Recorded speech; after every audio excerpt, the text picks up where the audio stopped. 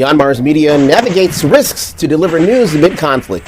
Welcome to VOA Asia Weekly. I'm Chris Casquejo in Washington.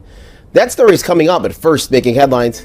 Defense Minister Prabowo Subianto declared victory in Indonesia's presidential election as unofficial tallies positioned him well ahead of his running opponents. More than 200 million people registered to vote in Indonesia. There was no declaration by electoral officials, and the two former provincial governors who also contested the election in the world's third largest democracy have not conceded defeat. The U.S. Senate passed a $95.3 billion aid package early Tuesday for Ukraine, Israel, and Taiwan, with 22 Senate Republicans supporting the bill, joined by almost all Democrats. The House now awaits the bill. House Speaker Mike Johnson criticized the measure for lacking border security provisions, but said he's keeping his options open. Indian farmers demanding guaranteed price support for their crops blocked highways and railroads Thursday. They clashed with police as officers fired tear gas as protesters marched toward New Delhi. The protest renews a movement from 2 years ago that succeeded in getting Prime Minister Narendra Modi's government to repeal contentious new agricultural laws. Former Thai Prime Minister Thaksin Shinawatra has been granted parole after serving 6 months in a 1-year prison sentence. News reports from Thailand said the 74-year-old was on a list of 930 prisoners being granted early release because they are either ill or over age 70. Myanmar's junta is enforcing a law requiring the military to summon all men aged 18 to 35 and women aged 18 to 27 to serve in the military for at least 2 years. Those who ignore the draft can be jailed for the same period.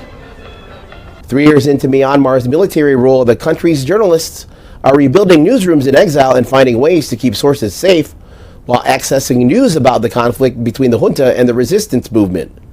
VOA News has the story narrated by Arash Arabasadi. On the third anniversary of Myanmar's coup, the streets of the country's largest city, Yangon, are quiet, save for a military presence. Citizens are encouraged to stay inside for a silent protest. But in the country's north, a resistance movement is fighting back.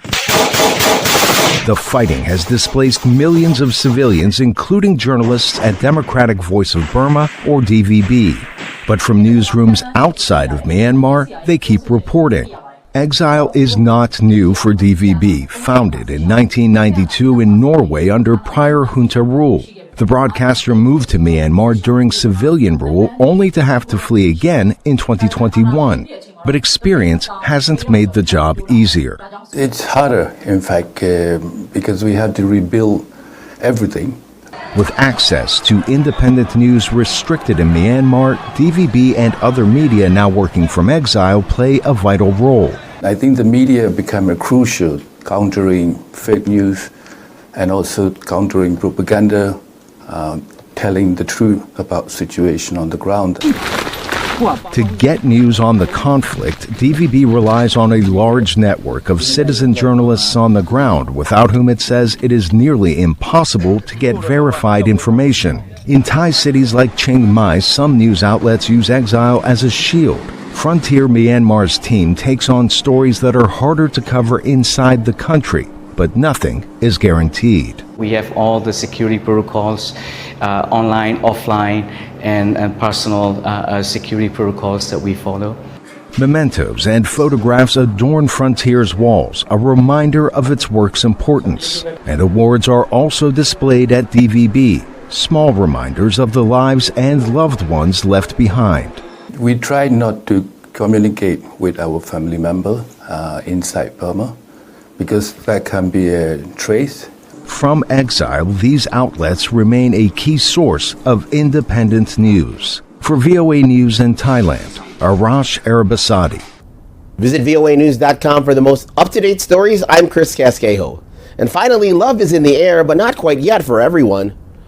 An ancient pagoda in central Hanoi received many young visitors on Wednesday who hoped a Valentine's Day offering would help them find a partner. Marriage and family are traditionally important in Vietnam, so many people are turning to Buddha for help. Thanks for watching VOA Asia Weekly.